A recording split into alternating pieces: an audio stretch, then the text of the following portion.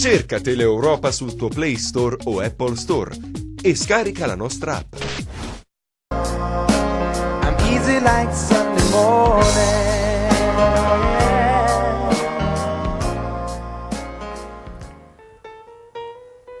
E siamo tornati, è sempre domenica, qui dagli studi di Teleeuropa Network, sempre con il nostro Cataldo Calabretta. Ecco Raffaella Salamina, noi non ci muoviamo da qui, la No, domenica noi ormai la è un domenica appuntamento fisso. È qua, siamo qua. Siamo qui. Com'è andata la settimana? Beh, bene. Eh? Impegnativa come sempre, però Vabbè, insomma, tu una bella prendi settimana. aerei, vai, Aerei, giri, treni, macchine, e poi giro torni l'Italia, qua, e poi in lungo torni e largo qua. e torno sempre nella mia Calabria, accanto a te. Ma grazie, infatti a me fa molto piacere che sei qui con noi anche in questa, insomma, questa domenica tutta calabrese. E tra l'altro mi dicono che sta andando anche molto bene questa nostra trasmissione, perché incrociamo le dita. Dai, se siamo alla 10ª domenica. Vuol dire che insomma, funzioniamo, sta quindi ogni andando tanto bene. lo comunichiamo ai nostri telespettatori. Ma assolutamente. Noi siamo fieri ed anzi, orgogliosi. grazie ai nostri telespettatori Assolutamente che ci seguono. sì, fieri Allora, ed orgogliosi di condurre questa trasmissione. Assolutamente.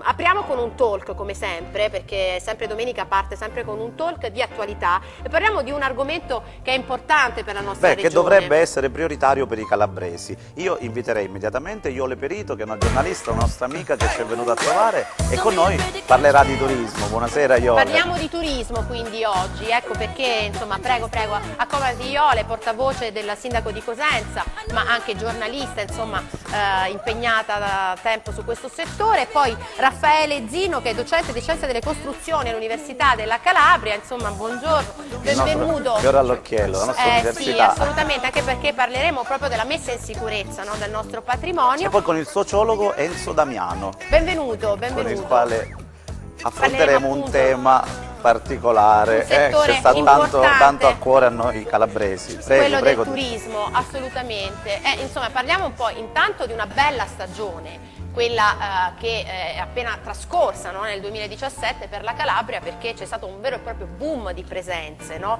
Quindi da questo dato che è stato estremamente positivo si parte per poi fare una riflessione più ampia su quello che potrebbe essere il futuro del settore turistico in Calabria, vero? È proprio così, se devo... Sì, apriamo con lei, con È proprio Enzo così, Damiano. un anno buono, un anno di circa 8 milioni, anzi qualcosa di più, 8 milioni di presenza, quindi è significativo, ma è anche un anno che deve far riflettere per quello che potrebbe essere una potenzialità ancora tutta da sfruttare. Perché il turismo in effetti è una delle ricchezze, se non l'asse portante per quanto riguarda lo sviluppo calabrese. Quindi ottimismo, ma nello stesso tempo bisogna incominciare anche a dare una linea un metodo, una sistematicità. Sì, ma deve essere una direttrice di marcia e poi ci mettiamo anche i vincoli di coerenza per quanto riguarda questa direttrice. E bisogna concretizzare. Però è concretizzare, anche... cioè non essere soddisfatti solo ed esclusivamente del risultato. Assolutamente. Che ci sono situazioni contingenti che hanno anche permesso questo risultato. E secondo lei manca la professionalità nella nostra regione? Senza dubbio, ma non bisogna partire solo dalle negatività, perché io penso che la prima cosa da evidenziare è la ricchezza che c'è in Calabria. Poi ci sono anche le cose valorizzazione negative. delle risorse, però non sottovalutare il fatto che purtroppo bisogna specializzarsi. Perfettamente, e oltretutto favorire questo processo attraverso quello che dovrebbe essere una normale formazione necessaria per quello che deve essere il sostegno ad una realtà come quella turistica necessaria per la Calabria. Tra l'altro quando si parla di turismo in Calabria uno dei temi più importanti è quello della destagionalizzazione appunto del settore turistico, e un po' un'operazione di questo tipo si sta facendo a Cosenza, no? Quindi la Calabria non è solo mare, la Calabria non è solo montagna, ma è anche insomma grandi centri come Cosenza che punta sulla cultura e sull'arte. Sì, in effetti possiamo dire che se i dati per la regione Calabria dello scorso anno fanno ben sperare, fanno gioire, la città di Cosenza come comune capoluogo di provincia può esultare, abbiamo dei dati veramente confortanti, e poi qui si parlava di progettualità. A Cosenza c'è una grande e precisa, c'è un disegno, veramente un percorso che si sta comunque facendo dal 2011 e che sta portando dei risultati. risultati, lo vediamo oramai non più soltanto durante i periodi clou come il Natale, che porta qui le buone feste cosentine con tutto un programma specifico di eventi, ma lo vediamo durante tutto l'anno. Il Corso Telesio, sul centro storico, ci sono delle presenze proprio fisse di turisti con un'organizzazione precisa, anche perché qui si sta puntando molto sulla formazione proprio dei giovani che possono fare da guida turistica, c'è proprio un centro, c'è un settore ad hoc. Insomma, si stanno portando avanti delle politiche che portano vitalità, e questo è importante perché la vitalità e gli elementi attrattivi come il Ponte di Calatrava, come i box art, come il Museo d'Arte Contemporanea, comunque sono un incentivo proprio per le attività commerciali, e per lo sviluppo proprio economico del territorio. Quindi ottima sinergia, certo, anche ottima attraverso sinergia. quelli che sono i rapporti tra i vari settori. Questo mi sembra che poi sia in assoluto il valore aggiunto affinché si possa puntare sul turismo 365 giorni all'anno. Quando si parla di turismo però si parla di patrimonio storico, culturale da mettere in sicurezza. Insomma, il nostro è un territorio che ha problemi di emergenza da questo punto di vista, e tra l'altro il discorso del sistema antisismico, cercare di creare un sistema regionale antisismico proprio per difendere il nostro patrimonio, è un problema al centro poi di un settore come quello del turismo, Bisogna difendere i nostri centri storici, i nostri borghi, le nostre strutture, vero professore? Sicuramente il nostro territorio è pieno di tante opere d'arte, tanti edifici di valore pregio storico molto importante, che devono essere tenuti ben sicuri e devono essere salvaguardati. È un patrimonio anche monetario, anche economico, che perdere è veramente un peccato. Non possiamo vedere le cose come l'Aquila o come sono successe nel centro Italia e perdere patrimoni enormi. In Calabria noi abbiamo avuto una serie di terremoti nel passato che ci hanno dato una serie di insegnamenti, e questi insegnamenti noi cerchiamo un'altra volta di rivederli in chiave moderna. Uno dei terremoti più importanti che c'è stato in Calabria è stato quello del 1783. Nel 1783 la Calabria era sotto la dominazione borbonica. Quindi a Reggio Calabria, il famoso terremoto... No, quello di Reggio Calabria del 1908 è poco superiore come entità a quello del 1783. Questo si è svolto invece dove? Nel 1783 ha colpito tutta la Calabria. Tutta la Calabria. Da Reggio Calabria ci sono state una serie di scosse, si è arrivati fino alla provincia di Cosenza. C'è stata una distruzione totale. E all'epoca uno può pensare, appunto, essendo sotto la dominazione borbonica, non succedeva quello che è oggi, con i mezzi dovremmo essere migliori rispetto al passato. Invece i Borboni, ricordiamo che allora guidava il Lazzarone, ed è quello che ultimamente abbiamo visto anche in televisione, ha realizzato la legge di Caserta, quindi avevano sicuramente indubbie qualità per valorizzare il patrimonio. Mandarono una serie di scienziati dell'epoca, italiani e spagnoli, studiarono il patrimonio edilizio sia calabrese sia di tutta l'area mediterranea e uscirono col primo regolamento antisismico d'Europa. Bisognerebbe seguire quel modello. Bisognerebbe seguire il modello, non tanto dal punto di vista dei mezzi, perché oggi sicuramente ne abbiamo di migliori, ma della filosofia, dell'impostazione, cioè andare sulle strutture, studiarle per come sono fatte e poi realizzare delle metodiche per L'Università della Calabria, il suo dipartimento, sta lavorando su questo? Il mio dipartimento sta lavorando su questo, c'è un laboratorio apposito che è stato realizzato per fare queste operazioni, addirittura il nostro dipartimento è stato valutato dall'Anvur come eccellenza italiana, siamo uno dei 180 dipartimenti eccellenti d'Italia, quindi a questo punto sono gli enti e le istituzioni calabresi che devono fare uso di questo patrimonio intellettuale che c'è all'Università della Calabria e utilizzarlo per... E invece c'è un modello positivo di salvaguardia del patrimonio in Calabria? In Calabria c'è una protezione civile che funziona sicuramente meglio di tanto tempo prima, però secondo me quello che manca è un centro di ricerca a supporto della protezione civile. Siamo in chiusura. Bisogna comunque non dare soltanto dati e poi non andare a valutare la composizione del dato finale, perché noi abbiamo 8 milioni di persone che arrivano in Calabria. Bisogna vedere però quanto sono coloro che ritornano poi in Calabria, fidelizzare è la cosa necessaria. Abbiamo 1.800.000 persone che rimangono comunque attratti ancora una volta dalla Calabria per il prossimo futuro. Questo sta a significare però che non è la novità che porta ad avere un'utenza che comunque vede la Calabria come un punto forte di riferimento. Sono essenzialmente le cose che abbiamo sottolineato e che sono, come dire, in pericolo per quanto riguarda l'intervento e il non intervento, come per esempio potrebbe essere Vibo Valentia. Abbiamo un muro che è di 8 km, che appartiene ad un'antichità greca che comunque non viene ad essere minimamente messa in risalto per quanto riguarda l'aspetto della politica turistica, e però arrivano dall'estero e sanno bene che c'è quella realtà e ritornano per quella realtà, non tanto Vibo per Valentia, per la Magna Grecia, Sibari, che è un altro sito che è stato colpito, non abbiamo citato Alarico, però insomma bisogna difendere il patrimonio, questo era un po' l'obiettivo di questo talk, ecco, riflettere su questo. Difenderlo e soprattutto valorizzarlo. Mantenere comunque la ricchezza che hanno costruito prima di noi è la prima priorità. Insomma, mi sembra che i presupposti ci siano, però come diceva il professore è indispensabile che ci sia anche un centro operativo che possa, ecco, anche valorizzare quello che è stato fatto, come per esempio è accaduto a Cosenza. Però se manca a livello centrale nella nostra regione un nucleo operativo, è ovvio che anche tutto il lavoro che è stato fatto a Cosenza ovviamente ecco, non viene neanche veicolato e non viene neanche preso come modello positivo. Quindi insomma siamo in chiusura.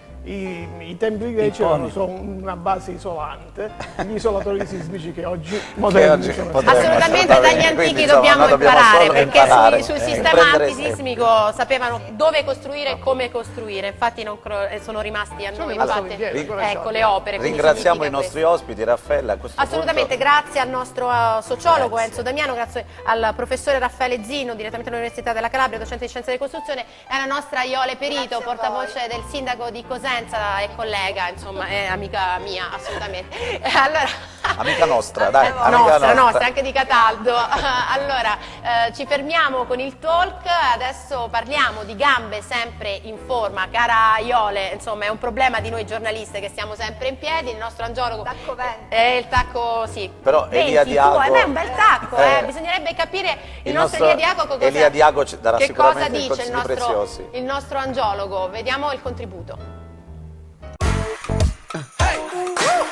Nella prevenzione dell'aterosclerosi è fondamentale un esame importante che è l'ecocolor Doppler dei tronchi sovraortici. Questo è importante perché riesce a prevenire la formazione di placche a livello della carotide, a livello di tutte le arterie del nostro corpo.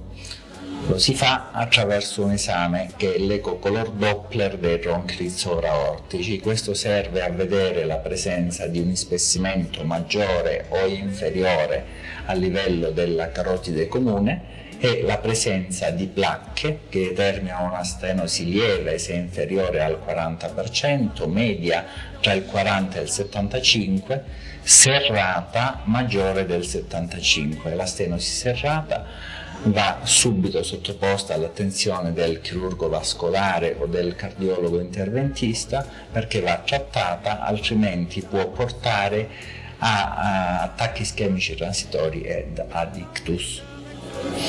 Importante nella prevenzione tenere sotto controllo il colesterolo, i trigliceridi e la glicemia, astenersi in maniera assoluta dal fumo e soprattutto tenere anche sotto controllo l'ipertensione. L'esame, che è l'ecocolor Doppler dei tronchi sovraortici, si esegue in maniera semplice, sempre attraverso un ecografo di ultima generazione. Si riesce a vedere l'arteria carotide comune, che in questo caso è un'arteria sana naturalmente, e la velocità di flusso della stessa. In questo caso vediamo che non c'è alcun problema. Questa è l'arteria carotide comune, l'arteria carotide interna, la vena giugulare, e non c'è né ispessimento della carotide comune non c'è alcun tipo di placca, essendo un soggetto giovane e privo dei rischi che abbiamo detto e che ripetiamo: colesterolo, trigliceridi, glicemia, ipertensione e fumo. È un esame importante in quanto la presenza di placche significative, quindi che superano il 75% a livello della carotide, solitamente non dà alcun tipo di sintomatologia ed è silente. Quindi dopo i 40 anni è importante fare uno screening e ripetere questo esame in un ambulatorio specialistico di angiologia e con un apparecchio di ultimissima generazione. Siamo ritornati in studio, adesso siamo al momento che ci piace di più, perché è domenica, Cataldo, e quindi dobbiamo mangiare. Ci piace mangiare, Sì, anche perché noi iniziamo sempre un po' a stomaco vuoto per rimanere è arrivata leggeri. una certa ora. Ecco, meno male che c'è il nostro Giorgio che ci riempie prepara lo dei stomaco. piatti prelibati, a dire poco. Benvenuto al nostro Giovan Battista Bombini, ecco il nostro chef, che anche in questa puntata ci porta un piatto che ha sempre un po' di DNA calabrese. Però guarda che bella spennellata che c'è, sembra un'opera d'arte. È solo questa, calabrese sto giro. L'altra volta ci siamo un po' allargati. Eravamo un po' sull'Oriente. Ah, vedi? Invece questa volta mi sono trovato solo esclusivamente su prodotti calabresi. Però insomma, come diceva Cataldo, insomma, sembra una vera e propria tavola di un pittore, un quadro, come è spennellato. Noi siamo degli artisti.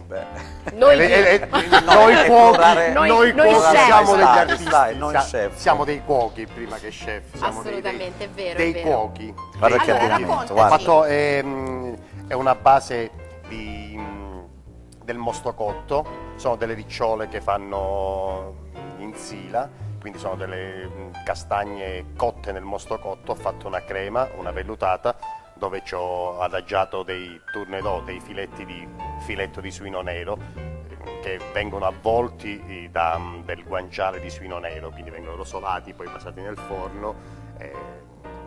La castagna che richiama la salsa che è già giù, quindi mi sono mantenuto solo esclusivamente sul prodotto calabrese, anche come presentazione montano. Ecco. Eravamo sul leggero l'altra volta, mi hai bacchettato che avevo aveva promesso un piatto corposo. Mi sono un pochino tenuto sul... Beh, molto invernale, no? Come piatto. È molto invernale, con il guanciale, con il filetto di suino nero, quindi è un altro dei piatti che sto per proporre in questa mia nuova avventura, quindi mi mantengo sempre su rivisitazioni di prodotti nostri, antichi. Giovan Battista, tu sei tornato, insomma sei stato in giro, hai un po' registrato quello che è anche un po' le altre culture dal punto di vista del settore appunto enogastronomico, e poi sei voluto tornare in Calabria. Sono tornato dalla tua Toscana. Dalla mia Sono tornato dalla tua Toscana, però dopo del mondo. Oggi ho fatto un po' di esperienza. Beh, però la Toscana come cultura enogastronomica ci dà dentro, è un patrimonio d'arte. E poi devo dire che in alcune cose non si avvicina molto, il cinghiale, le carni così lavorate, i funghi, i tartufi, c'è molto. Si avvicina molto alla nostra cucina calabrese, un po' più sciapa della nostra, però più sciocca come dite voi, più sciocca. Usate il sale grosso, quindi per evitare di usare condimenti più forti. Non è male questa cosa che sia un po' più sciocca, no? Il sale non è che fa benissimo. Però sai, noi siamo poi sempre alla ricerca, in Toscana si è sempre alla ricerca poi del pane più saporito, quindi è vero, non lo si sul trova pane mai. siamo un po', però voi siete più saporiti nei condimenti, quindi ovviate alla mancanza di sale. Sì, alla mancanza di sale con un pane quindi, più insomma, sciapo. hai anche preso un po' di quel tipo di quel metodo enogastronomico, però adesso stai tornando alle tue origini. Sì, ritorno alle mie origini, è una nuova esperienza con un po' di paura, ma ce la farò. È la mia cultura, il maiale, le castagne, anche le Questo a chi lo dedicheresti? Questo lo dedico a me.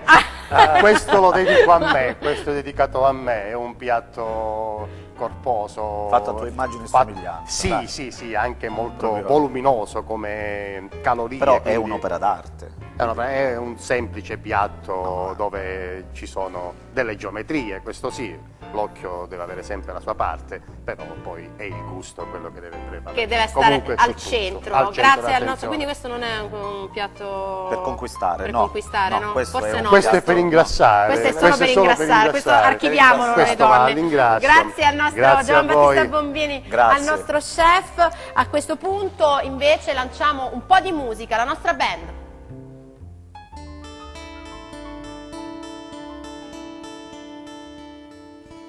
Hello darkness, my old friend, I've come to talk with you again, because a vision softly creeping left its seeds while I was sleeping, and the vision that was planted in my brain still remains within the sound of silence. In restless dreams I walked alone, narrow streets of cobblestone, near the heel of a street lamp. I tuned my collar to the cold and damp, when my eyes were strapped by the flash of a neon light. Splits the night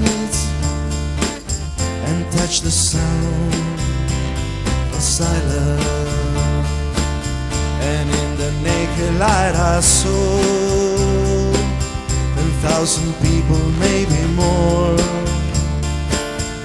people talking without listening, people talking without speaking, people writing songs that voices never share, and no one there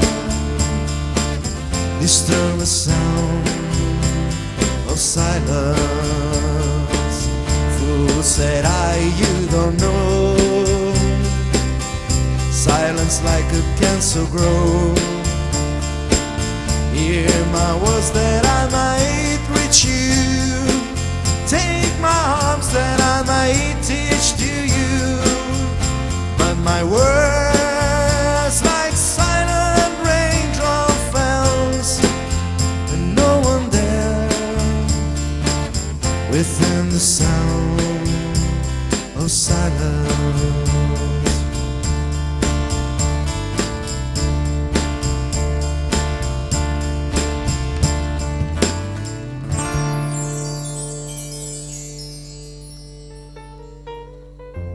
Grazie alla nostra band, adesso un po' di pubblicità e poi torniamo sempre qui, è sempre domenica.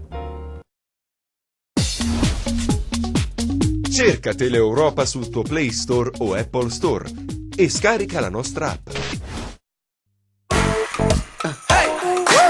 Don't be afraid to catch feels.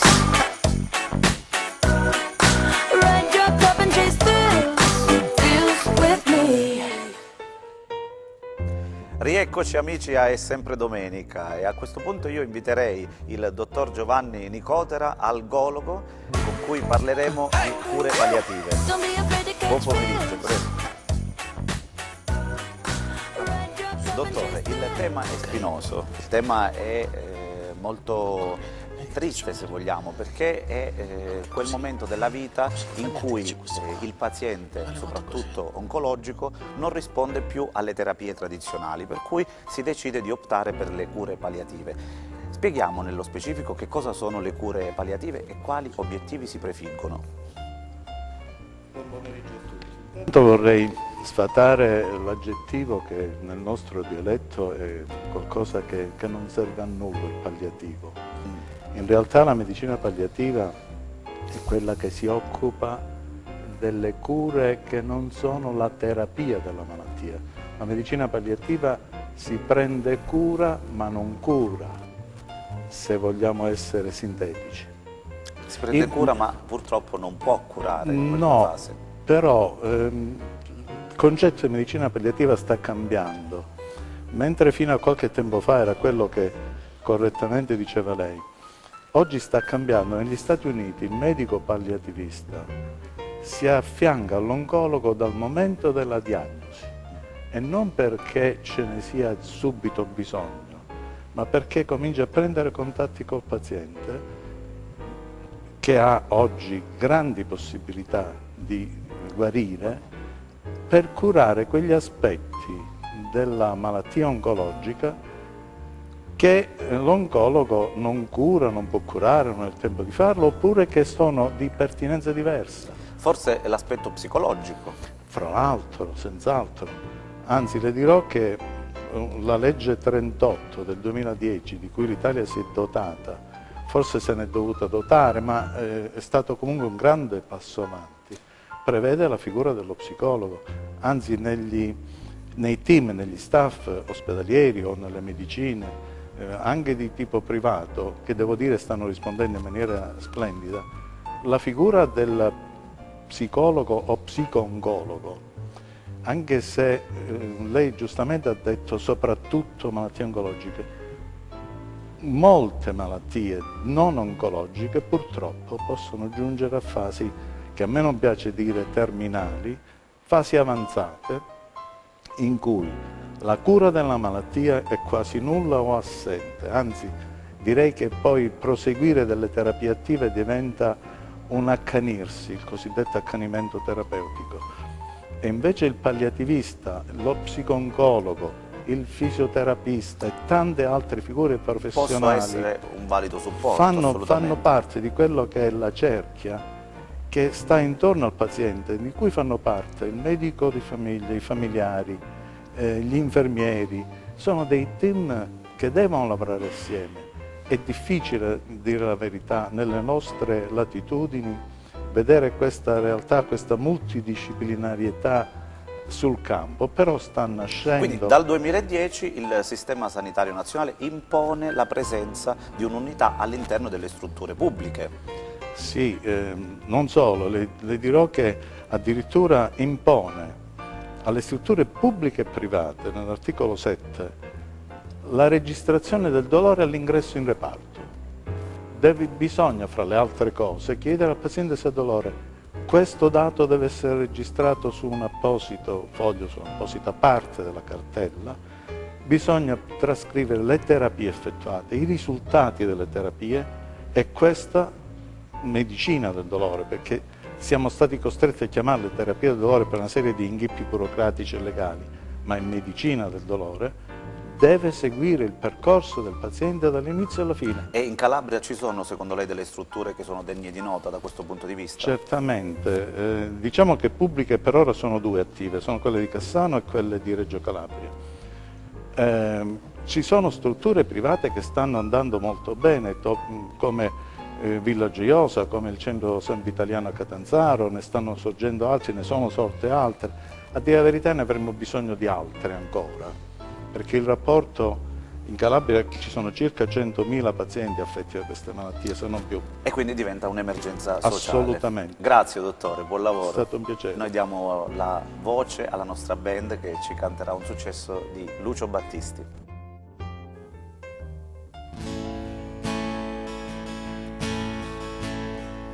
Ogni notte ritornare per cercarla in qualche bar, domandare ciao che fai e poi uscire insieme a lei. Ma da quando ci sei tu tutto questo non c'è più. Acqua azzurra, acqua chiara, con le mani posso finalmente bere.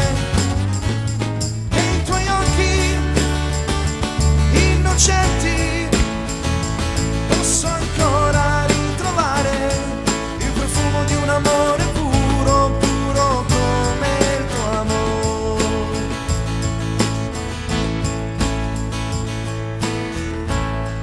Ti telefono se vuoi, non so ancora se c'è lui. Accidenti che farò, 4 amici troverò. Ma da quando ci sei tu, tutto questo non c'è più. Acqua azzurra, acqua chiara, con le mani posso finalmente bere. Nei tuoi occhi innocenti posso ancora ritrovare il profumo di un amore puro, puro come il tuo amore.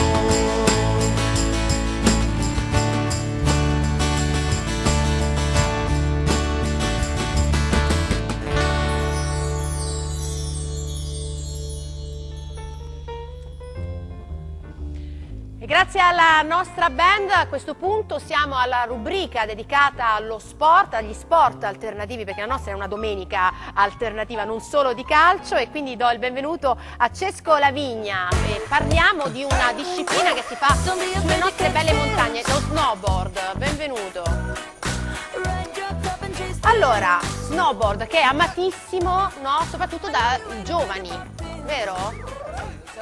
Intanto saluto tutti quelli che ci stanno guardando, amatissimo inizialmente dai giovani, però si sta allargando alle famiglie, che è la cosa più importante. Cioè, una volta i genitori portavano da noi i bambini, adesso i bambini portano i genitori, perché poi si convincono anche le mamme, i papà, si approcciano un po' a quello che è questa disciplina di scivolamento che è lo snowboard. Senti, tu hai creato appunto Calabria Snow Academy, vero? Una scuola di snowboard. No, faccio parte di un progetto Calabria Snow Academy insieme a Paolo Dodaro, che è un altro che cammina sotto questo brand, ma siamo appoggiati a livello logistico alla scuola sci di Camigliatello, quindi scuola italiana sci Camigliatello, proprio sulle piste di Camigliatello, dove in questi periodi stiamo trascorrendo delle giornate fantastiche, con turisti che arrivano dalla Sicilia, dalla Puglia, dalla Basilicata, quindi diciamo che stiamo raccogliendo un po' quello che è il centro-sud. Il centro-sud, perché insomma Camigliatello è una delle piste più amate appunto nel sud Italia. Più amate, più curate, poi c'è la strada che è molto importante, quindi i collegamenti è quello che aiutano tanto. Senti, raccontaci un po' lo snowboard come disciplina, come sport, insomma le sue caratteristiche.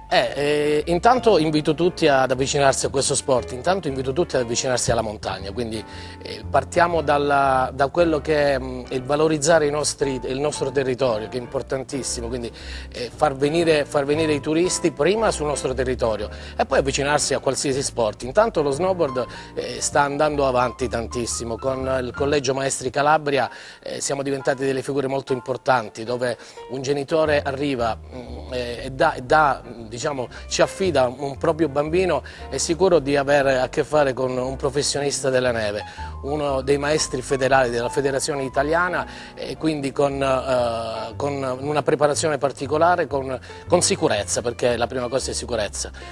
Quindi insomma su queste piste bisogna andare su una tavola e poi cosa succede? Detto così, sì, e poi in modo semplice, no? Per chi non conosce questa poi ci si diverte, ripeto, partiamo dal divertimento. Una tavola da snowboard che non è quello che può essere lo sci, che si approccia in maniera frontale come nella vita naturale. Noi siamo un po' quelli alternativi, quelli laterali, quindi, mentre lo sci è a valle, insomma sei un po' proiettato a valle, invece lo snowboard... Con lo snowboard ci proiettiamo a valle ma in maniera molto più laterale. Più laterale, è una filosofia di vita? Sì, anche perché si avvicina un po' allo snowboard chi fa sport simili e chi magari nella vita pratica altri tipi di sport che sono un po', non dico estremi, però chi fa skateboard, chi fa kitesurf, chi fa windsurf è più proiettato poi verso lo snowboard che si avvicina anche nelle momenti. Rispetto allo sci, siamo in chiusura, rispetto allo sci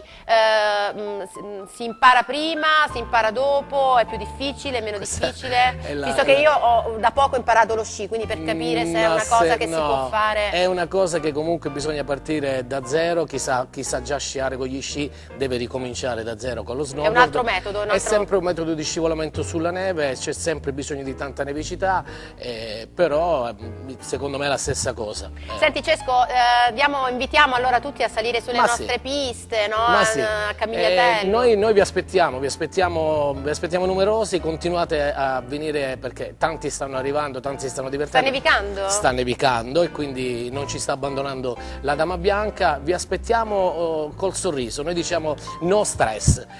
Da noi si viene per divertimento e poi si ritorna a casa felici, e la cosa bella, ci tengo a precisarla, sono i ritorni, perché non succede che uno impara lo snowboard e poi basta, si ferma lì al primo livello, ma sta ritornando tanta gente per progressioni, per andare avanti, perché forse ha trovato anche chi li coccola. Grazie a Cesco Lavigna della Calabria Snow Academy salite insomma su queste piste o con gli sci o con lo snowboard, sì, insomma basta che si faccia una bella giornata nelle nostre belle montagne. Grazie al nostro Cesco, e io mi sposto e vado dalla nostra hair stylist, la nostra Mena tutta riccia, e parliamo appunto di capelli e di prodotti che curano i nostri bei capelli. Esattamente.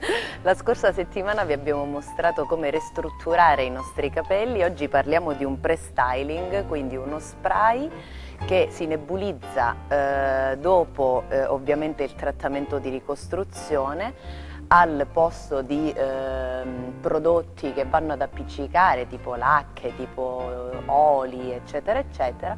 Questo è uno spray nebulizzante, si spruzza semplicemente sui capelli e si passa all'asciugatura con diffusore o senza. In questo caso Noemi ha capelli mossi, quindi li ha asciugati con il diffusore poco fa.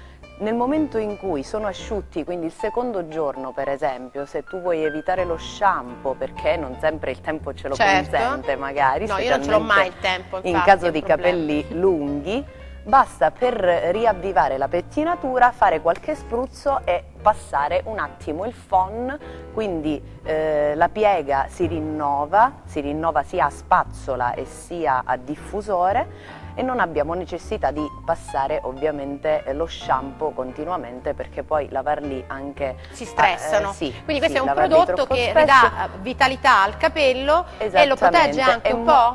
Lo protegge specialmente in caso di persone che utilizzano piastre o ferri. Passarlo, nebulizzarlo sul capello bagnato prima di passare la piastra o il ferro o la spazzola con phon diretto, quindi calore diretto sul capello, va a proteggerlo proprio dal calore.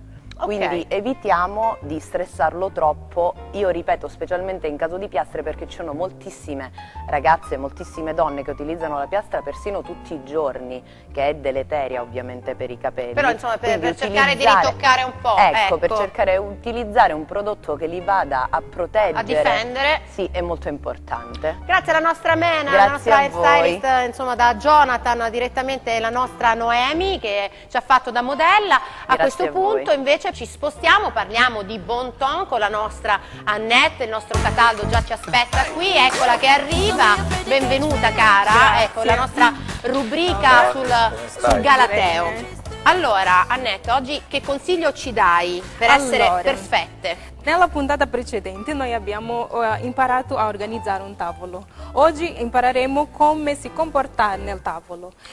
Quindi la prima regola basica per si comportare in un tavolo è quando noi ci sediamo dobbiamo togliere questo che è l'anello che viene più spesso.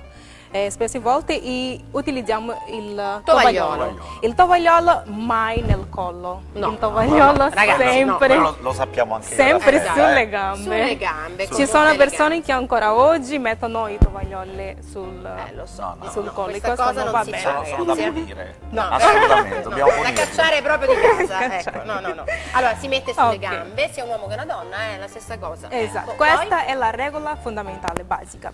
Poi noi abbiamo qua sposto un po' qua questo. Sì. Abbiamo qui delle forme o linguaggi che utilizziamo sul tavolo. Sì. Per dire che noi stiamo mangiando, ma però ancora stiamo facendo una pausa, stiamo le posate così. Ok, le posate così, insomma non toglieteci il piatto perché stiamo ancora mangiando, esatto. Grazie, stiamo facendo una pausa. Esatto. Poi noi abbiamo questa disposizione che significa che stiamo aspettando il secondo piatto. Ok, abbiamo finito di mangiare, incrociamo le posate, esatto. Possiamo portare via il piatto. Esatto. Ok. Poi noi mettiamo su questa disposizione per dirvi che il cibo è stato eccellente. Ecco, quindi quando il piatto vi è proprio piaciuto, mettete in parallelo forchetta e coltello e dite che è veramente un gran piatto. Oppure, se non ci piace, mettiamo proprio così.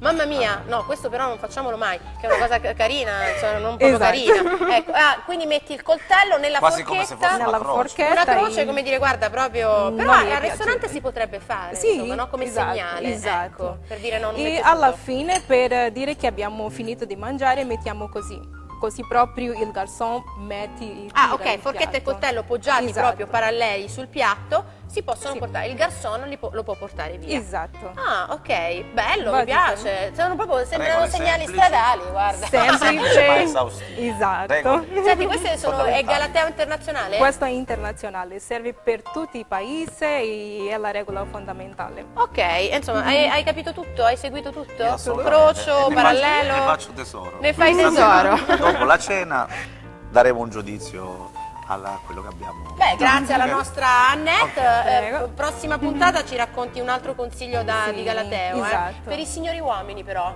Sì, Me lo prometti? Prometto. Va bene. Ok, grazie alla nostra Annette. Prossima puntata, quindi ci dai qualche consiglio di bon ton, soprattutto per i signori uomini. Me lo Esatto, prometti? promesso. Ok. Allora, adesso invece lanciamo il contributo di Paola Ambrogio. Parliamo di bellezza, di dermopigmentazione.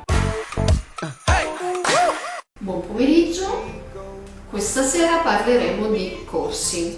Nella mia Academy c'è la possibilità di frequentare dei corsi di formazione e di specializzazione soprattutto. Solitamente dopo i 3 anni di estetica è molto difficile trovare delle scuole che ti indirizzino su quale potrebbe essere la tua indole piuttosto che il tuo gusto personale, il tuo senso estetico. Nella mia scuola è possibile capirlo già da subito perché ci sono diversi corsi attivati di specializzazione nella maggior parte dei casi di dermopigmentazione. Cioè, di che cosa si tratta? Si tratta di corsi base e avanzati che affrontano appunto questa parte dell'estetica che è la dermopigmentazione. Oltre che visagistica c'è anche la dermopigmentazione paramedicale e la tricopigmentazione. Questo è un settore molto ampio, molto vasto e soprattutto anche poco conosciuto, ma è un settore veramente bello che può aiutare un estetista alle prime armi a capire quale può essere proprio il suo percorso. Quindi nella mia Academy è possibile appunto specializzarsi in questo settore.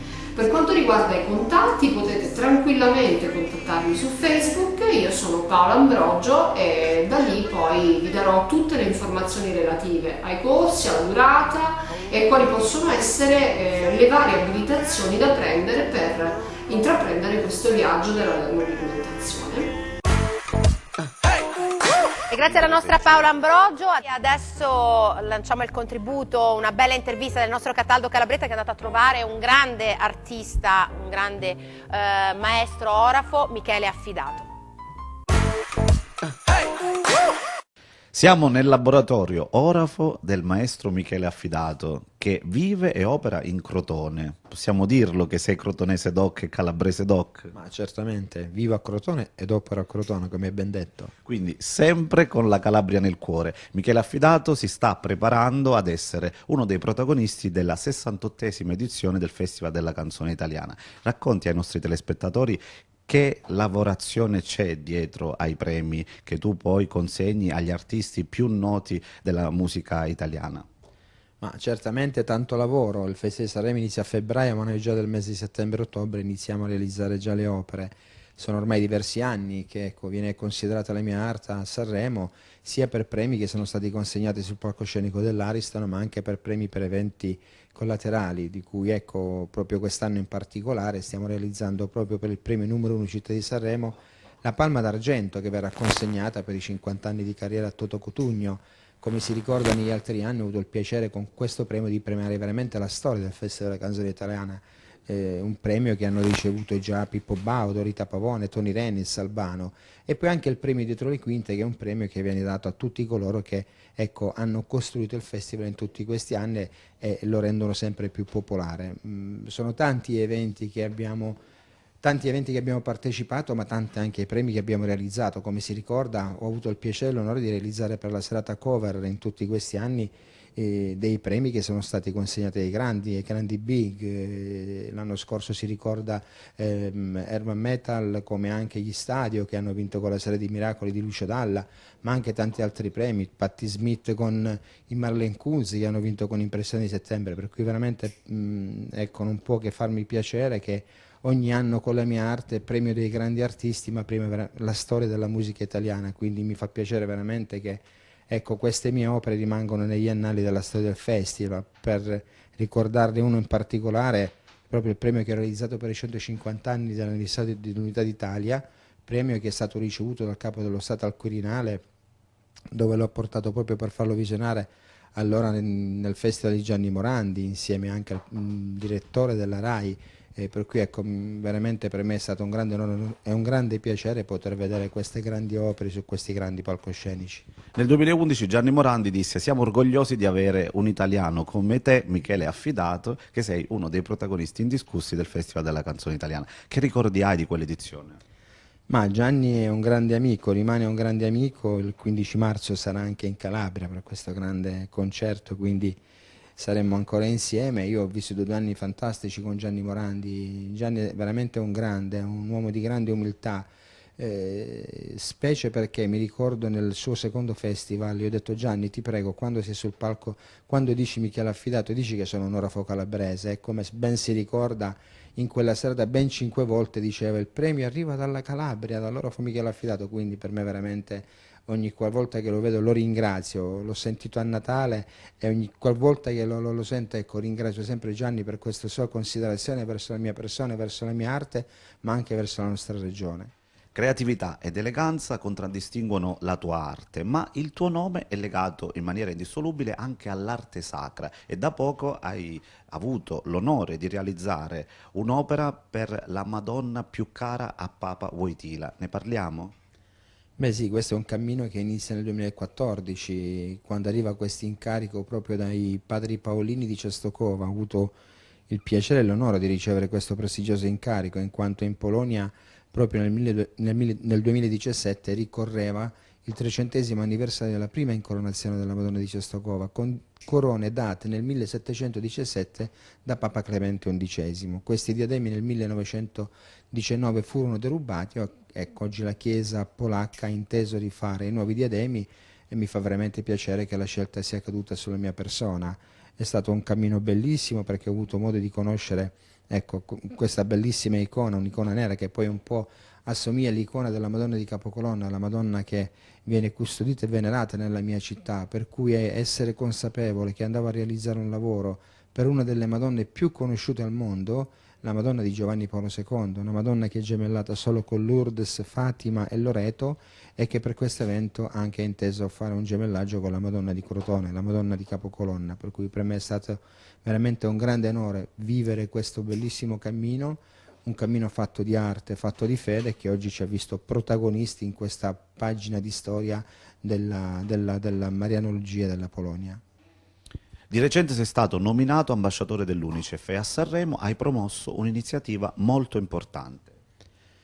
Sì, l'ho fatto già lo scorso anno e lo ripeto ancora quest'anno, un convegno che tratta proprio il problema dei migranti. Lo faremo insieme al presidente nazionale Unicef Giacomo Guerrera, che ecco, ha collaborato sia lo scorso anno e sarà presente anche quest'anno proprio per vivere questo festival e portare un messaggio anche dell'Unicef, visto proprio gli ultimi episodi e le ultime richieste di questi bambini che veramente hanno bisogno del nostro aiuto. Per cui per me mi fa veramente piacere poter vivere questo festival non sotto un profilo artistico ma anche sotto un profilo morale.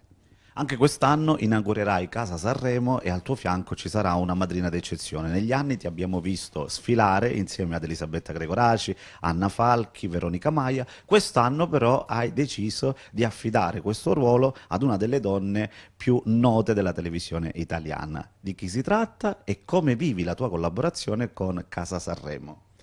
Beh sì, Casa Sanremo ormai sono diversi anni che collaboriamo sia per degli eventi culturali e a parte quelli musicali ovviamente, perché Casa Sanremo rimane l'hospitality del festival dove ecco, tutti gli eventi collaterali, gli incontri più importanti avvengono in questo salotto. Sì, come dicevo, ho avuto il piacere negli anni di essere insieme a tante amiche che mi hanno fatto compagnia in questo mio percorso artistico al Festival di Sanremo. Quest'anno la bellissima Elise Soardi, che sarà presente con noi per l'inaugurazione di Casa Sanremo, dove sarà presente anche il sindaco di Sanremo Alberto Biancheri e il padrone di Casa Sanremo Vincenzo Russolillo. Dopo i premi speciali e i premi realizzati per premiare le migliori cover degli artisti in gara, ma quest'anno che novità ci sono per Michele Affidato? Beh, la novità diciamo che l'ha lanciata Claudio Baglioni, in quanto non intende più realizzare le serate cover, ma bensì ha fatto altre serate, per cui quest'anno ho avuto anche l'onere di realizzare un'opera importante che sarà il premio della critica, che verrà consegnato e sarà un premio che aggiudicherà la sala stampa del Festival della Canzone Italiana. Adesso un po' di pubblicità e poi torniamo sempre qui, ai Sempre Domenica. Cerca Teleeuropa sul tuo Play Store o Apple Store e scarica la nostra app.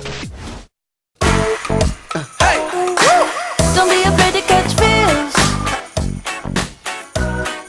Ride your cup and chase feels with me. Siamo rientrati in studio, adesso parliamo di teatro e ne parliamo con due giovani interpreti calabresi, Graziella Spadafora, Francesco Aiello, benvenuti.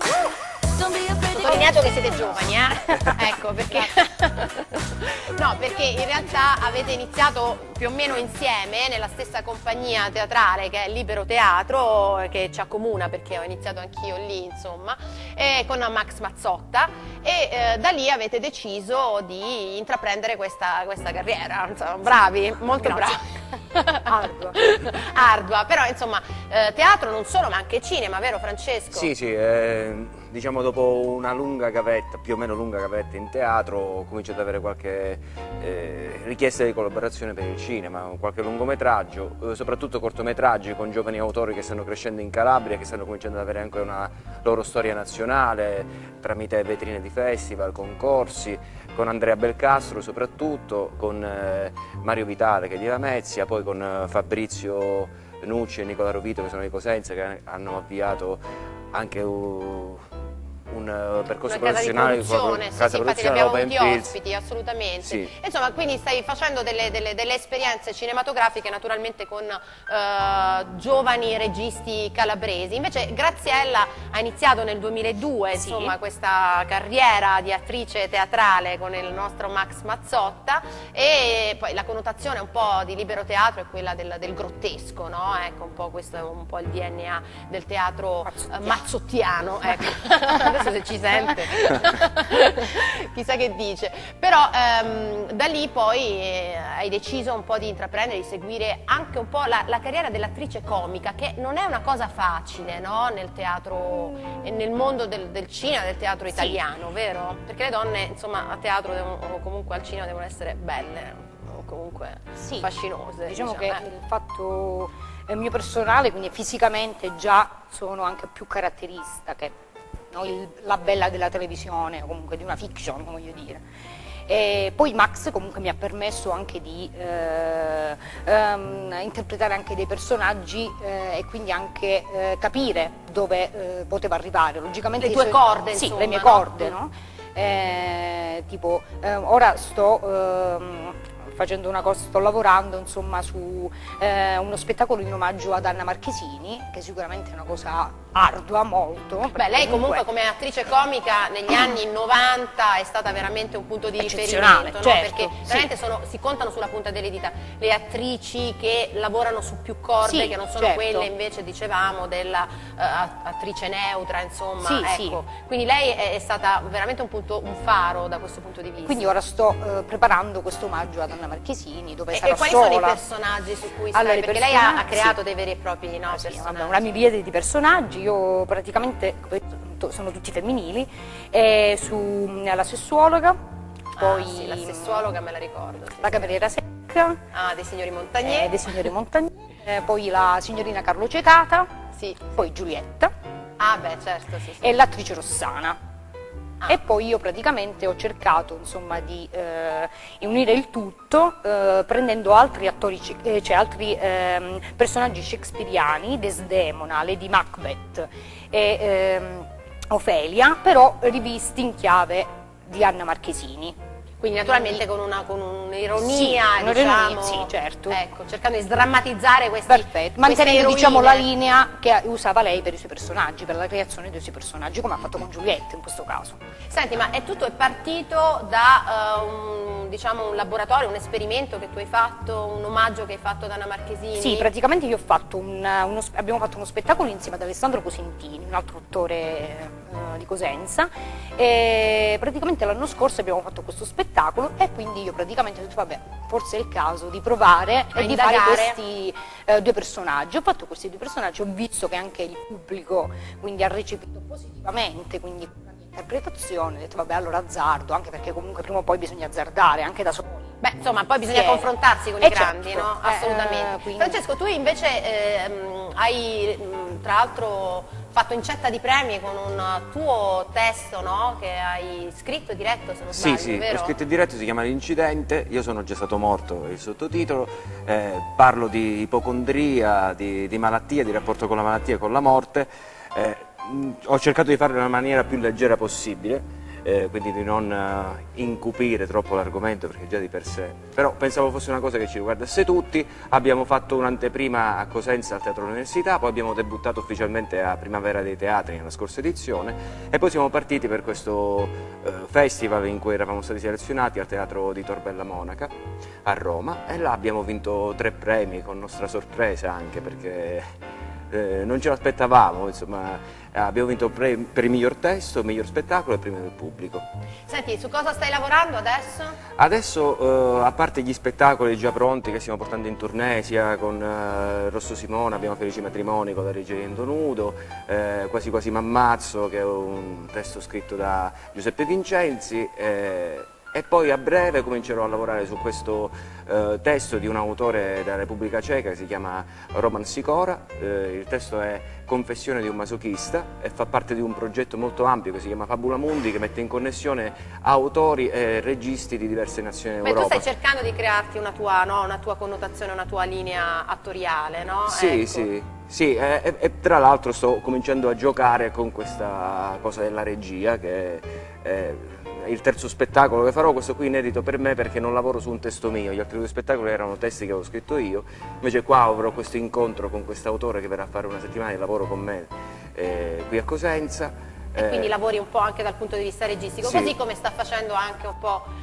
Graziella, insomma, di essere un po' anche autoregista. Sì, diciamo insomma, che sarà il mio primo esperimento, perché... in bocca al lupo, sai già dove lo metterai in scena? Allora, qui sì, vorrei all'Acquario, insomma. Al Teatro dell'Acquario di Cosenza. Però ancora non si sa quando. Non si sa quando, ecco. insomma, poi lo annunceremo. Sì. In E bocca poi al c'è lupo. ancora Prove Aperte.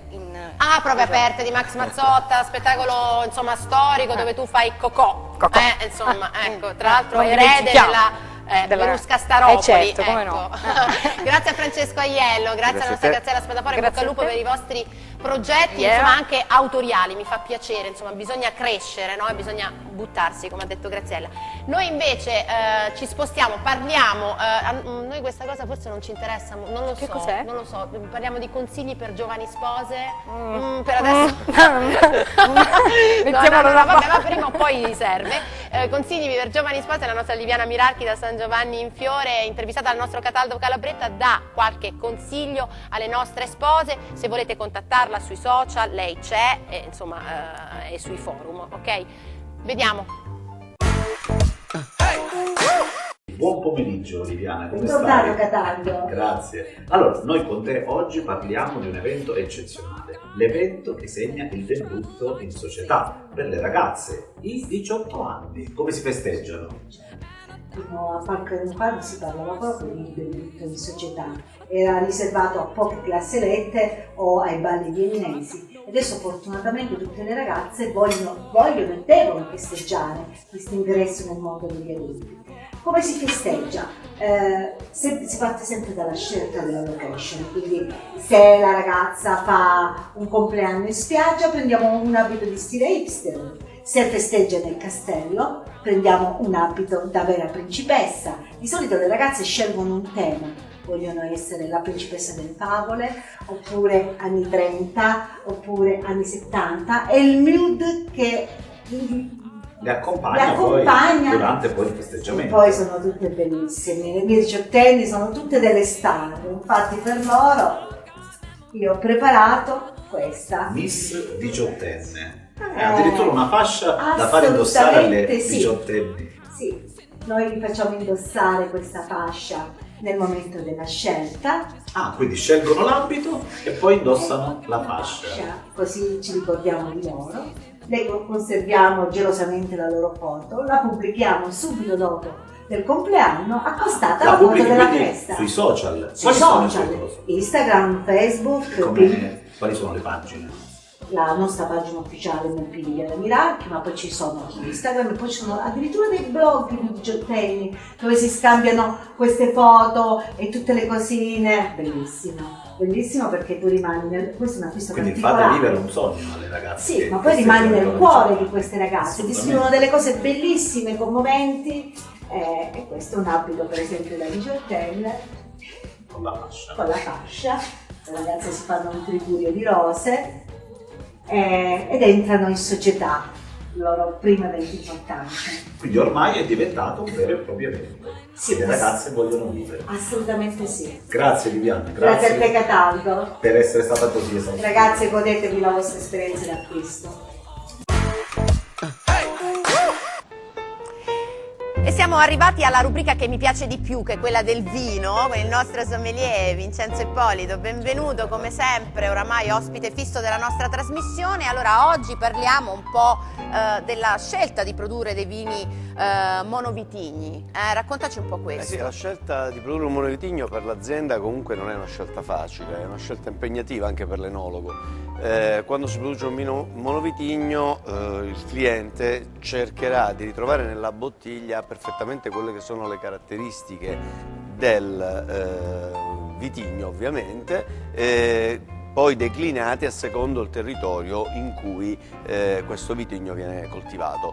È giocoforza che quindi il vino debba essere preparato in maniera perfetta e che debba rispondere a dei canoni ben precisi, mentre per esempio quando un vino nasce da un blend di più vitigni, sia per l'enologo sia per l'azienda è più facile, perché poi sai, andando a unire 2-3 vitigni correggi un po' il tiro, diventa un po' come un piatto di pasta, mentre capito, se fai un'insalata solo di pomodori o il pomodoro è perfetto oppure l'insalata è pessima. Ok, in questo caso quindi stiamo parlando di Merlot. Sì, parliamo di Merlot, di Sangiovese, di Calabrese, quindi questo è un monovitigno nostro, autoctono, e di Cabernet. Quindi ci racconti un po', diciamo, il territorio, no? Un po' delle caratteristiche del nostro territorio, se naturalmente assecondano un po' questo tipo di coltivazione. Bisogna scegliere poi il vitigno giusto. Come territorio, per un territorio in questo caso molto variegato, perché va dalle zone vallive, che sono dei terreni un po' più sciolti anche se molto fertili, formate praticamente allo scorrere dei fiumi. Poi c'è una zona molto bella di altipiani che risentono anche, che sono intorno ai 350-450 metri, che risentono molto di escursione termica, vista la vicinanza sia del Pollino sia la vicinanza delle serre, quindi quelle che danno verso Paola. Quindi è una zona felice, sì, insomma, un'area felice. Si arriva addirittura con alcuni vigneti che sono piantati a 1000 metri d'altezza, quindi ecco, diciamo anche un po' estremi, da cui si ottengono dei bianchi profumati che poi andremo a assaggiare. Quindi insomma diciamo che la provincia di Cosenza, la Calabria, è un territorio dove bisogna fare coltivazione di vino. Vabbè, è vocata già per la propria latitudine, e poi abbiamo una varietà di territori che veramente è pazzesca, cioè, basta pensare dal freddo della Sila o del Pollino al caldo estremo delle zone dello Ionio o di Reggio Calabria. Puoi immaginare questa grande differenza che veramente ci dà la possibilità di veramente ottenere il meglio da ogni tipo di vitigno. Da ogni tipo di vitigno, insomma. Esatto. Naturalmente il rosso è un po' il vino, diciamo, forte. Siamo in conclusione, dai. Diciamo il rosso è la nostra, quindi... Il rosso è la forza, diciamo. È la forza del nostro territorio, del nostro sicuramente. territorio. Va bene, grazie al nostro Vincenzo Ippolito, al nostro sommelier, che naturalmente tornerà a trovarci nelle prossime puntate. Noi assaggiamo un po' di vino e insomma continuiamo con la nostra trasmissione. Io invito Chiara Penna, la nostra amica criminologa e avvocato penalista, che è venuta a trovarci, e con te, Chiara, oggi tratteremo un argomento che riguarda un po' tutti gli italiani. È un'emergenza sociale, perché di legittima difesa si è parlato tanto anche durante lo scorso anno, perché la normativa doveva essere modificata, però non è stato così. Quindi l'attuale normativa prevede che in caso di pericolo ci si possa difendere, e quindi rimane invariata quella che era stata la norma inserita nel nostro ordinamento nel 2006. Quindi oggi come è inquadrata la normativa sulla legittima difesa nel nostro Paese? Sì, è regolamentata dall'articolo 52 del Codice Penale, sostanzialmente è una norma di cui si parla e si parlerà sempre. Bisogna tenere presente che il legislatore ha previsto questa disposizione perché tiene conto del fatto che di fronte a un pericolo vi è la necessità e vi è la tendenza a reagire, e anche in maniera aggressiva. Per questo la disposizione prevede, si definisce scriminante o con causa di giustificazione, che esclude la punibilità nel caso in cui un soggetto si trovi minacciato o si trovasse nelle condizioni di dover difendere un'altra persona vicina di fronte a un pericolo presunto. Però che cosa è importante? Che l'azione deve essere proporzionale all'azione aggressiva che si sta ricevendo, e soprattutto ci devono essere due azioni contemporanee, devono essere contestuali, l'aggressione e la reazione. Quindi in caso di attentato alla vita di un soggetto o a quella dei propri familiari c'è un'azione che è necessaria. Sì. Ovviamente la reazione deve essere proporzionata all'offesa e il pericolo deve essere attuale. E questo è disciplinato dall'articolo 52 del Codice Penale. E invece quando si parla di eccesso colposo di legittima difesa? Quando c'è una sproporzione nella reazione, quindi c'è una valutazione errata del pericolo, e quindi si reagisce in maniera sproporzionata all'offesa che si riceve, e di conseguenza si applicano le disposizioni previste per i delitti colposi. Ripeto, la questione è molto delicata, perché poi si rischia di arrivare a delle modifiche come quelle che erano state disposte, paventate, ma che rischiano comunque di far diventare tutto un Far West sostanzialmente, quindi bisogna stare molto attenti. Invece la normativa che attualmente è presente nel nostro Paese credo sia la migliore possibile, Esatto. Nel senso che in questo modo si dà al giudice la possibilità di decidere anche caso per caso. Esatto, Il problema è legato proprio all'episodio di specie. Sì. Ovviamente un soggetto che si vede entrare in casa di notte i ladri con un fucile puntato, ovviamente può eventualmente reagire immediatamente, altrimenti però se il ladro dovesse scappare e il soggetto che è stato rapinato è stato in qualche modo attentato alla propria vita, ovviamente se spara alle spalle, in quel caso si parla di omicidio, assolutamente, di omicidio volontario. Bene, allora io mi auguro di aver dato, grazie al tuo contributo, anche un aiuto ai nostri amici da casa, e quindi noi diamo la voce alla nostra band che canterà un successo di Santana, Corazon Espinado. Prego.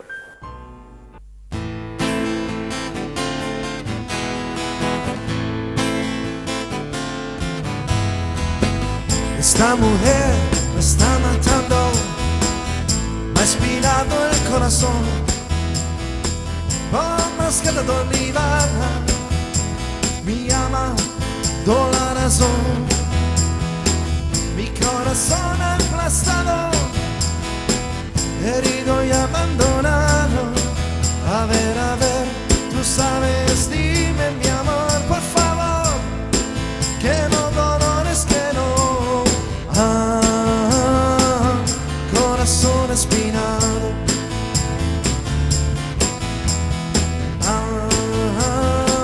como me duele el amor,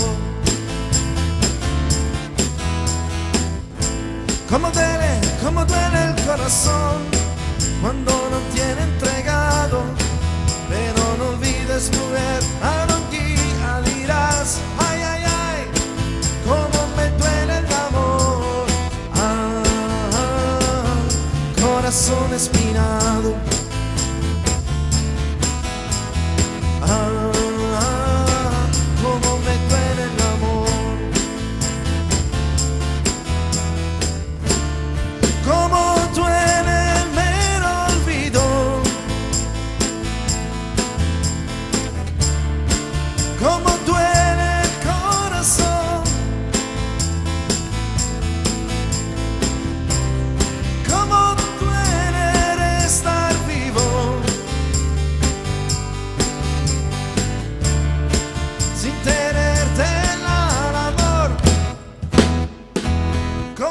corazón espinado.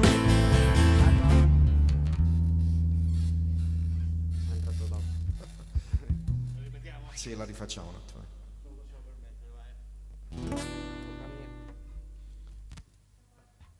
Dici quando.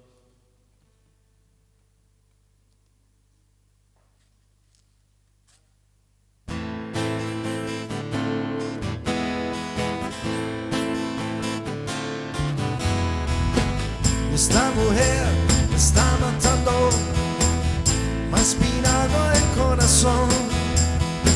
No más que todo Nirvana, mi ama, no la razón.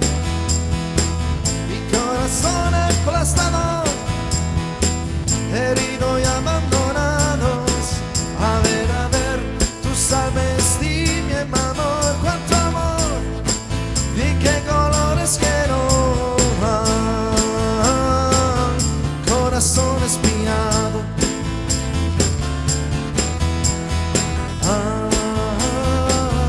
Come duele el amor. Como duele el corazón cuando no tiene entregados. Pero no olvides, mujer, a la guía dirás, ay, ay, ay, como me duele el amor. Corazón espinado.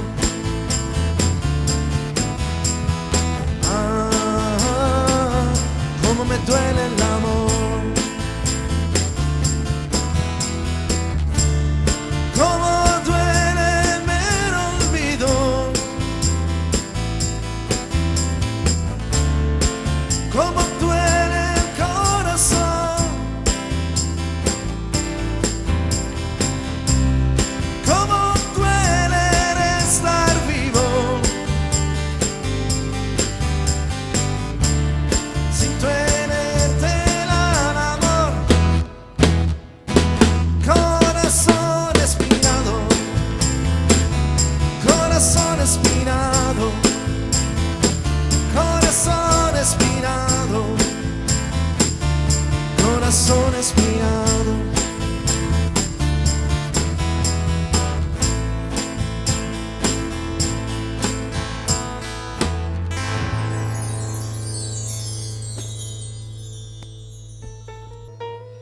E grazie alla nostra band Cataldo siamo arrivati addirittura alla fine d'arrivo. anche di questa puntata. Assolutamente. Come finiamo? Sempre in bellezza, proprio non la possiamo bellezza fare fatta altro. persona. La nostra Linda Suriano, Eccola. Carly Fashion Agency, benvenuta. E con lei c'è Daniele Bilotto, fotografo di Miss Italia Calabria 2017, Arrivato. e la nostra piccola Francesca Carolei, giovanissima modella della Carly Fashion Agency. Allora, ci accomodiamo. Linda, questa volta ti sei accompagnata al nostro Daniele. Sì, questa volta sì, quindi non solo la bellezza di Francesca, ma anche mi sono accompagnata anche con un professionista, nonché anche un amico, perché quest'anno appunto Daniele Bilotto è un fotografo che ha seguito tutto il tour di Miss Italia Calabria, quindi ha avuto modo di fotografare le nostre Miss, di immortalarle negli scatti più belli, anche con dei progetti poi fatti da lui, quindi magari ha scattato lo sguardo, il sorriso, mi ha fatto anche un omaggio, per cui ora vi racconterà magari meglio lui un po' qual è stata la sua esperienza e cosa è venuto fuori poi da quell'esperienza di Miss Italia. Sì, raccontaci Daniele. Esperienza bellissima, al di là che vedere il bello fa sempre armonia al corpo e alla mente. Però siamo andati oltre grazie alla Carly Fashion, all'Inca e a Carmelo, perché abbiamo svestito la bellezza per entrare nell'io delle persone. Quindi abbiamo cercato l'anima, accoppiato ovviamente alla cultura, al loro modo di esprimersi, di essere, e in tutt'uno col corpo umano. Questa esperienza ci ha portato al dopo del Miss Italia, portando le ragazze in ambienti dove possono esprimersi, come abbiamo fatto con Caterina Megna. Proprio in questi giorni abbiamo inaugurato il calendario della scuola di Liceo Classico di Santa Severina, che è direzione turismo. Siamo entrati nei monumenti della zona e con lei con esperti del settore, quindi lo storico che ci ha accompagnato come il professore Savaglio del museo e degli abiti, e abbiamo realizzato questo calendario. Ok, quindi avete unito la bellezza della donna all'arte, ecco, e al patrimonio storico. Anche perché la nostra Caterina Megna è la Miss Rocchetta Bellezza Calabria appunto 2017, quindi è testimonial di questo bellissimo calendario, per cui ecco, dopo Miss Italia Calabria, come dicevamo nelle scorse puntate, c'è un seguito, quindi come in questo caso appunto Caterina ha fatto da modella in questo progetto di Daniele. E poi oggi c'è questa bellissima modella, giovanissima, Francesca, perché con me praticamente da quando aveva 14 anni. Sta facendo pure lei un percorso con noi, corso di portamento, ha fatto già qualche sfilata, è una ragazza che ha tanta voglia di fare oltre ad essere bellissima, e ovviamente me la sto crescendo per Miss Italia. Beh, insomma, ancora piccolina, minorenne, però insomma appena compie 18 anni sul palco di Miss Italia, vero? Certo. Ah, sei pronta? Prontissima. Stai contando i giorni? Sì. Senti, perché vuoi fare la modella? Perché è sempre stato un mio sogno, comunque. Sempre avuto questa passione. Poi grazie a Linda l'ho scoperta. Hai scoperto, quindi ti piace sfilare, ti piace essere fotografata, cosa ti piace di più? Sfilare sì, però essere fotografata di più. Ti piace? Beh, anche perché c'hai un viso, vero Daniele? C'ha un viso estremamente fotografico, Assolutamente. Vero? Fotogenica. Allora, Linda, prossimi progetti che coinvolgono anche il nostro Daniele, perché so che stai facendo un progetto, a parte questo del calendario. Sì, i progetti veramente sono tanti. Sono tanti. Lo spazio è poco, il tempo è poco, però cercheremo di mettere tutti insieme durante il tragitto di Miss Italia 2018. Ci sono i laboratori creativi, c'è questo processo sull'io delle persone, non mettere in gioco soltanto la persona, ma anche l'anima.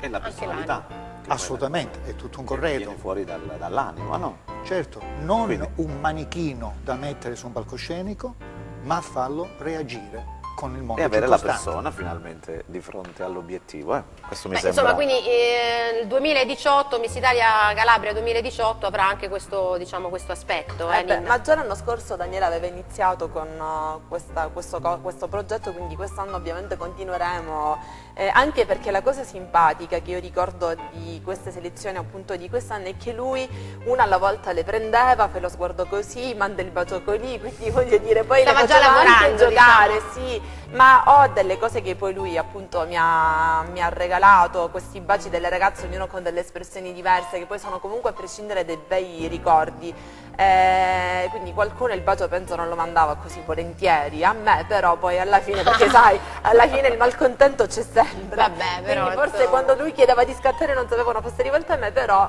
comunque. Ma io lo facevo rifare. Lo facevi rifare, bravo Daniele. Tutto deve essere allora, bravo, siamo in chiusura di puntata, io vi chiedo di guadagnare il centro, la nostra Linda Suriano tornerà appunto nelle prossime puntate di È sempre domenica, grazie al nostro Daniele Pilotto, al nostro fotografo, che insomma non solo immortala lo sguardo ma l'anima, ecco, con il suo obiettivo, la nostra piccola Francesca, in bocca al lupo, che sta preparando per Miss Italia prossime edizioni. Noi diamo appuntamento alla prossima settimana. Grazie alla nostra band, grazie al nostro regista Luca Chitol, grazie a Luigi D'Alife, insomma prossima puntata sempre qui da Teleuropa Network, da questi studi, È sempre domenica.